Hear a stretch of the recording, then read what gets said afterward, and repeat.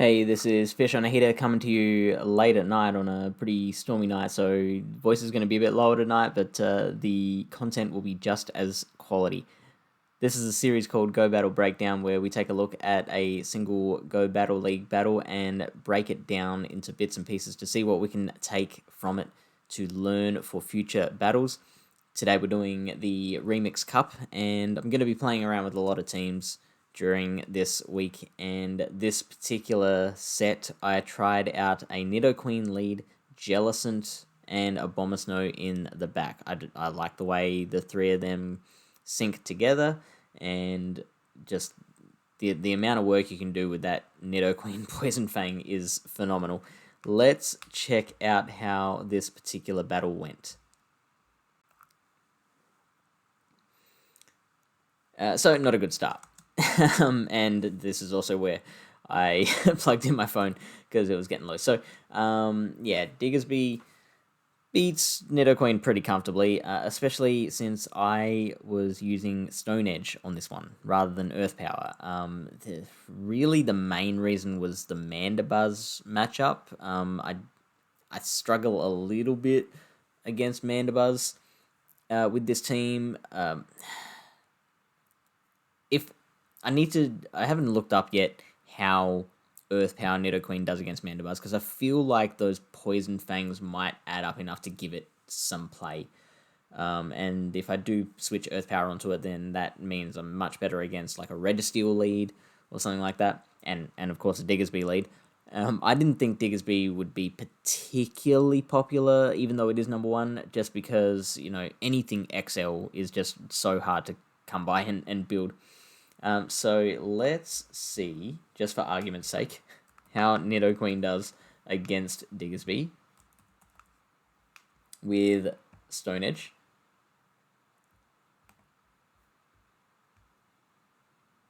And surprise, surprise, we are losing the one shield with 20 plus turns of difference. And yeah, that's not something you ever want to see in PvP, is losing every single shield scenario. Let's turn off baits just to see how that looks. Still no different. So even if they go straight Earthquake, we are absolutely losing that, and quite comfortably. You can see how much health they have left. Now let's take a look at Earth Power.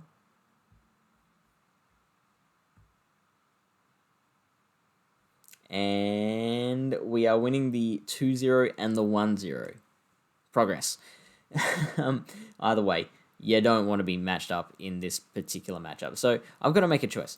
Well, for a start, you don't always have to switch straight out when you lose the lead. You can stay in and build some energy, take some shields, whatever.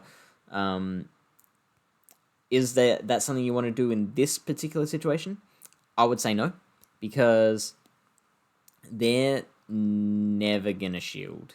At least at the start. If you do have Earth Power, the first one will probably hit them unshielded.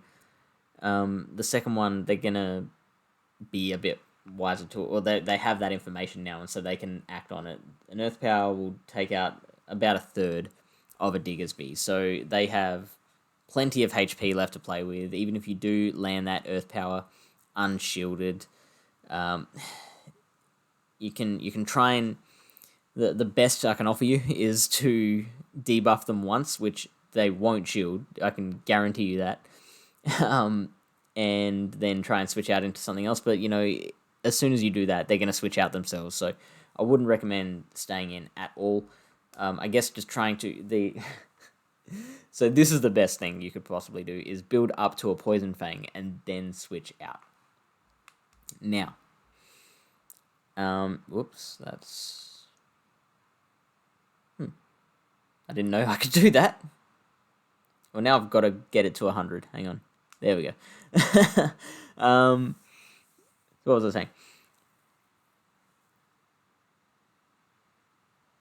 Even building to a Poison Fang and then switching out is probably not advisable with these two Pokemon in the back. So, Abomasnow obviously doesn't want to get hit by a Fire Punch at all. The Jellicent is it would love to get hit by a fire, like catch a fire punch, but I don't think the Diggersby is typically going to throw a fire punch straight away. So the Nidoqueen and the Diggersby get to their moves, the fire punch and the poison fang, at the same time. But I don't think the Diggersby is going to fire that fire punch straight away, which means trying to catch it on a Jellicent isn't going to work. And you don't want to try and catch a fire punch on an Abomasnow. So another reason why maybe just switching out is the better way to go. Because you even if the Diggersby doesn't throw, like you don't want it to have an energy lead against any of this team either. So I believe I wanted to switch into Abomasnow and accidentally switched into Jellicent. Luckily for me, I've got Ice Beam rather than Bubble Beam, so that, and I think from memory, the reason I did that was purely for the Diggersby matchup, because I figured if I was running Stone Edge on Nidoqueen, I needed something. Like, Abomasnow can play against it, but it's going to be pretty dangerous for it. Now, which of those, keeping in mind that Jellicent does have the Ice Beam, which is better to bring in here out of that or the Abomasnow? Let's check them both out.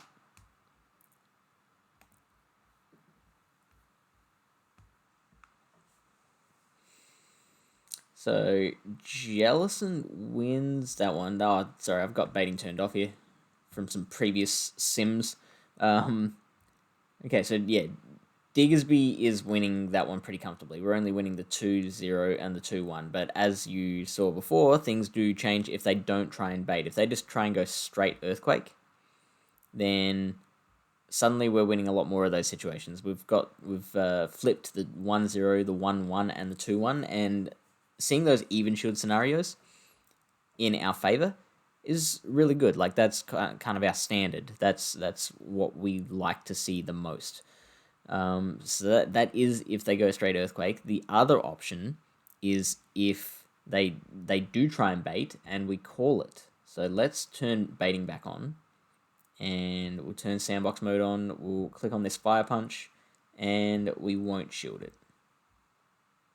So that leaves us the shield to use on the Earthquake here, and suddenly we're looking pretty good. One more Ice Beam is enough to take it out. And to be honest, that surprises me, because like an Ice Beam does 41% damage. So obviously 2 Ice Beams does not add up to 100%. Those hexes, even though they're doing 2 damage apiece, that's enough.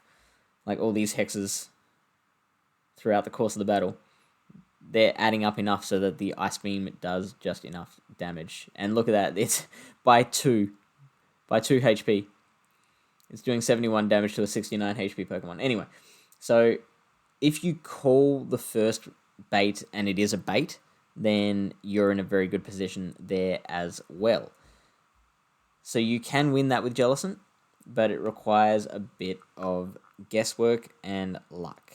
Now, Abomasnow, that's a different situation, because the Diggersby does not have to build up to an Earthquake. It's gonna very much prefer throwing the fire punches, which do 56% damage to an Abomasnow. So there's a lot less guesswork. It's a lot more consistent.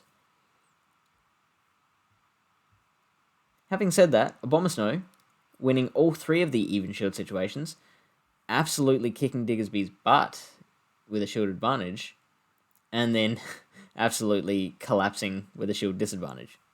So they're your 2 options. You can, because Abomasnow is definitely winning CMP against the Diggersby by a fair amount. So they're getting to their charge moves at the same time, but Abomasnow is going to get that out first. So your choice there is, you can have a more comfortable win with Jellicent if you get the right calls, or you can have a more consistent win with Abomasnow, which is going to cost you. It'll cost you some shields, at the very least. Because, like we can disregard the 0-0 shield situation, because in this one we're going straight to energy ball, and they're definitely not shielding there, which, in this opening battle, 2-2 shields, there's no way they're just going to let it go completely. So yeah, that it's a tough choice to make, and I wouldn't fault either decision.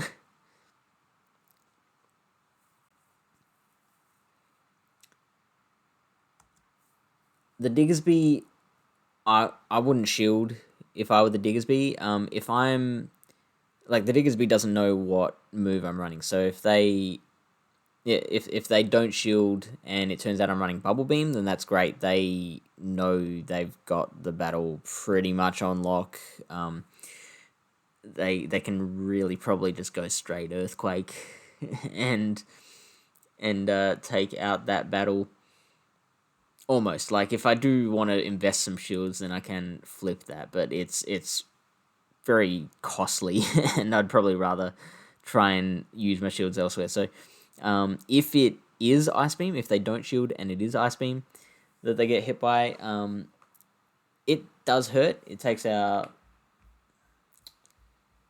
a fair chunk of it, like 50%.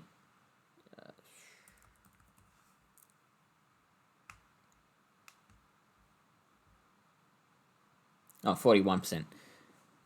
So an Ice Beam takes up 41% of a Diggersby. Oh, we already said that. Man, it is late. But that's it. That's absolutely a small enough chunk that they're better off for having that information now. So they know, okay, I've got Ice Beam, and they can pretty much presume that my other move is Shadow Ball. It's I don't think I've ever seen Ice Beam, Bubble Beam on a Jellicent. So they have that information now, and they've got 2 shields in hand. They can still win that matchup pretty easily. Again, depending on the bait situations. So yeah, Diggersby shouldn't shield there, and doesn't. It's basically like a weighted payoff. So like, if they don't shield and they're wrong, then that's what happens, and they can absolutely deal with that. If they don't shield and they're right, the payoff is so much more than what they'd lose if they got it wrong. And they go straight Earthquake, which I don't shield. And really interestingly, they fire as soon as they get to the Fire Punch now. When I first saw that, I was like, why? Because if they... So they went Earthquake first.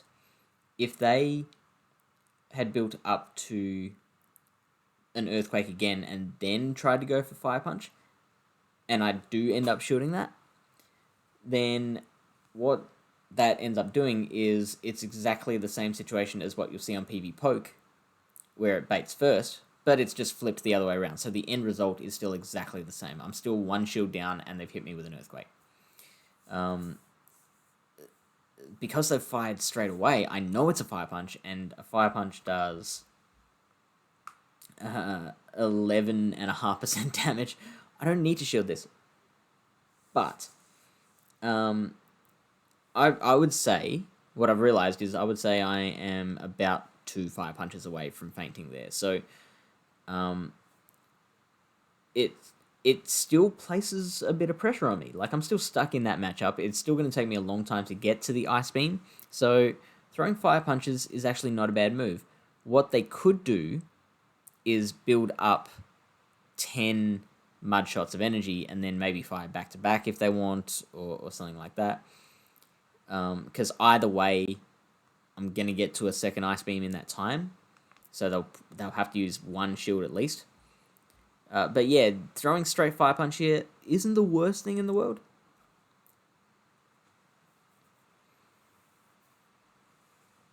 Alright, now they switch out.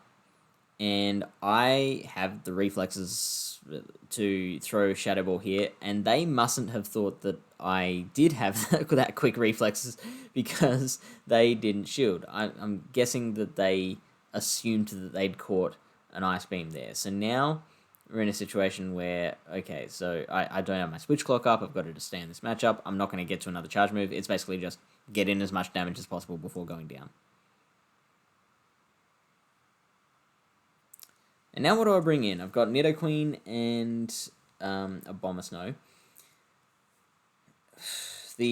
Obviously we've established the Nidoqueen does not want to go in against the Diggersby, and whatever I put in here is, well, okay. Actually, you know what? You know what we've learned is that because we didn't switch out, we just let our Jellicent go down. That means that whatever comes in after that Jellicent, we can switch out to a better matchup because they're switch locked and we're not. So it's all to do with what we want more energy on. Probably the Abomasnow is better in that case, because if they do try and send in Diggersby, then we have that energy lead, and that makes it an even more comfortable win. We've already seen that we win all the even shield scenarios, and having an extra powder snow of energy will help that. They are energy dry because they threw the fire punch and then got out. So probably the Abomasnow is a little better, but that depends on what their last Pokemon is, because if their last Pokemon is like a Ninetales, then they're going to throw that in, and we have to switch to the Nidoqueen at that point. Which, in either scenario, I think the Abomasnow is the better Pokemon to throw in. We do that.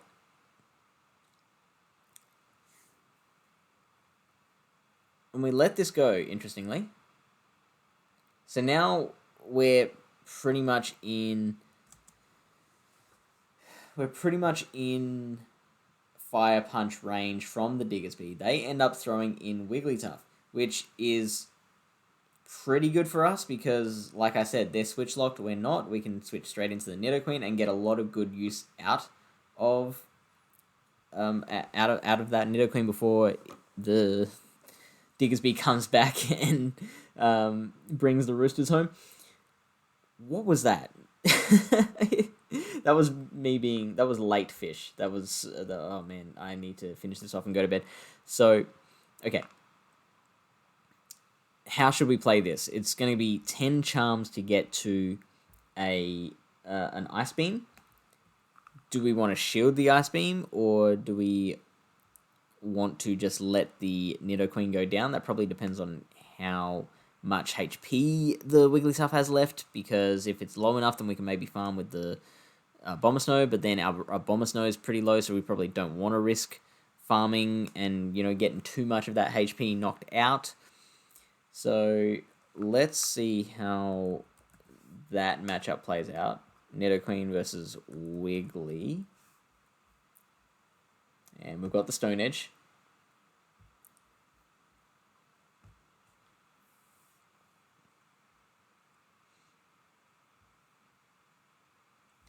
That's much more favorable to see. Okay, so this is the 1/1 shield. We have got 2 shields. Let's just click on the 2/2 shields here. And then sandbox mode. It looks like they're not getting off a charge move. So 1, 2, 3, 4, 5, 6, 7, 8, 9, 10. So they faint just as they're getting to that move. But that does depend on 2 Poison Fangs to drop their defense. So before the first one, Poison Jab is doing 14 damage. After the first one, it's doing 18, and then at the end, it's doing 21. 21 damage per Poison Jab. That's crazy. And we are getting the 3 extra Poison Jabs there. So let's see what kind of difference that makes. Let's continue battling with half HP Diggersby.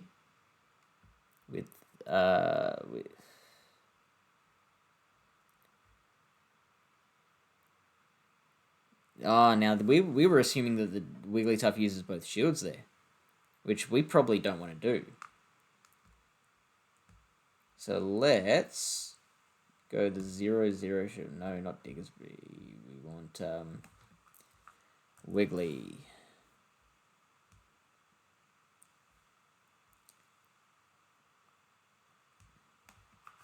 No, no, no.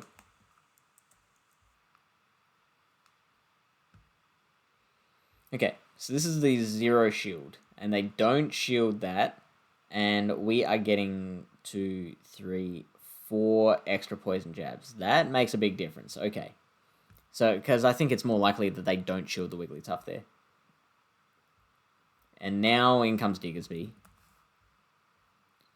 with about half its HP left.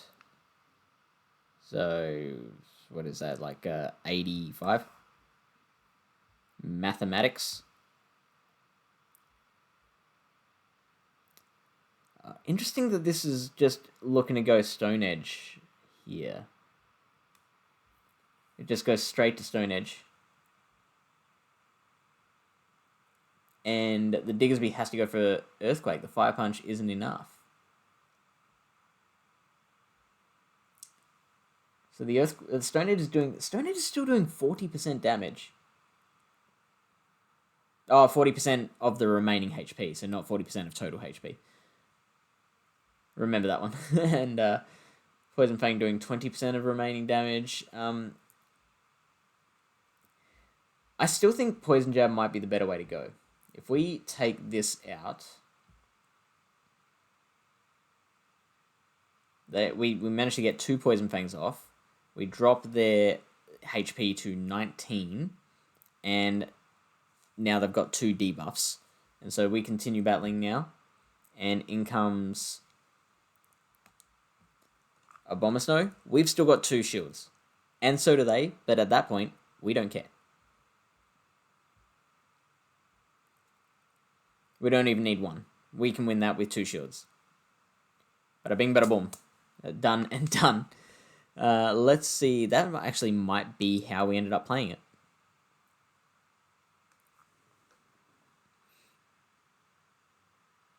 Let's see. Do they shield? Oh, they do shield.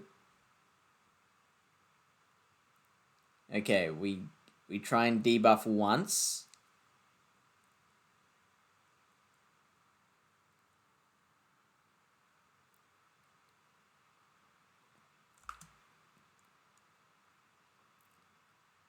So it doesn't matter if we shield here or not, because if we... Yeah, you know what? It's probably just easier to shield. Maybe not. I don't know. Okay, because that Wigglytuff is going to come back in as well. So that Abomasnow has pretty low HP left. And so the Wigglytuff can do damage. So it is probably better that we shield this. Okay, let's see. Let's see if we can shield and farm down here.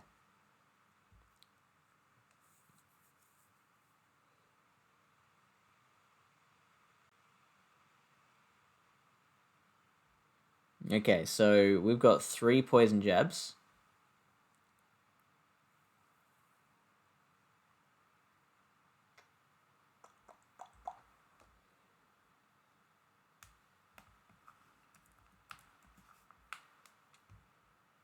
Let's just go none for now. We've got 3 poison jabs. They've got enough for an earthquake.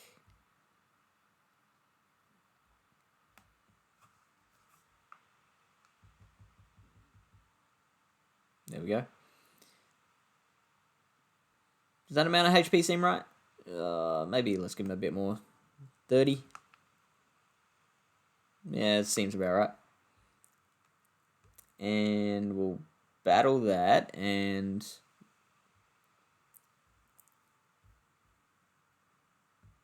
he's got 1 shield.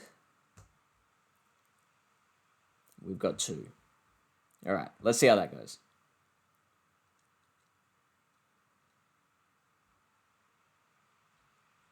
Okay, so if we shield and they bait, we are still getting another Poison Fang off, which they do have a shield left, don't they?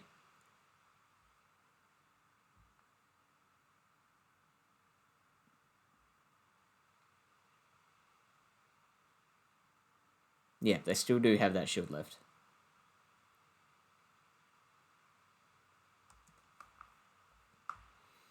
So now they decide to use it here, and we can second shield and finish that off. We have about half HP remaining, which is, what is that, like 70. We'll drop it a little further just for like mud shots and that. Let's go 60 even.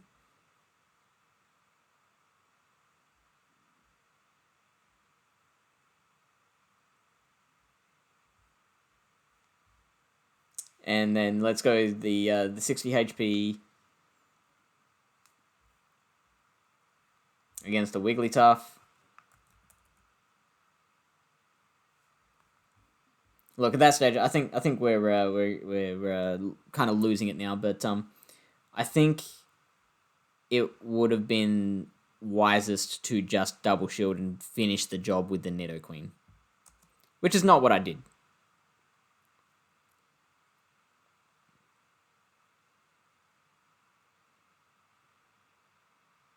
Now, if they had managed to get a Fire Punch off, absolutely shield that. Like, there is no reason not to shield it at that point.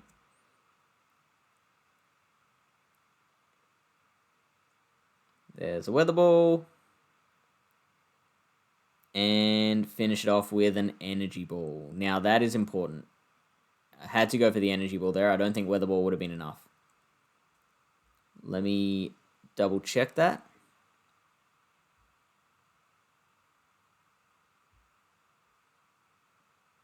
That were just in the yellow.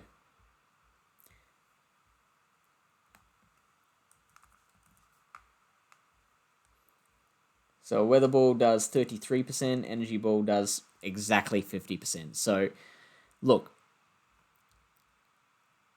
I picked this because it was a really interesting battle, and I think what makes this interesting is the fact that I think I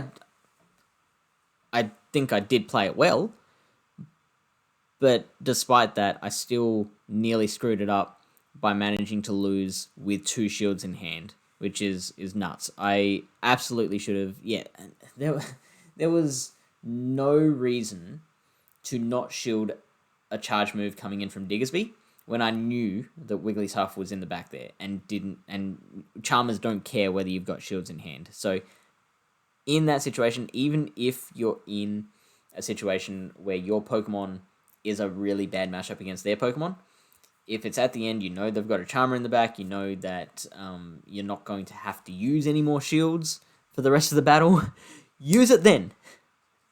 I nearly screwed that up. And that, boy, would that have been a tragedy. That is it for this week. If you like what we do here, we have a Discord server. It's a community called Pallet Town PvP. We are trying to build a place where we can all learn and grow within the PvP space. Just help each other get better. Just build this positive community. And we want to build enough of a membership there that we can start really doing some fun stuff with the crowd, like fun tournaments and projects. We've got a lot of ideas. We just need the people for it. So the link has been flashing across the screen or video. I'll also hopefully remember to include it in the description. And just a really quick, easy way to help this video to get views and to help me to have a reason to keep doing this is to just click the like button. Yeah, so super easy, just a simple single click. It actually does really help out. So you can help poor young content creator to grow and prosper just by clicking that like button. And with that said, I will see you in the next video.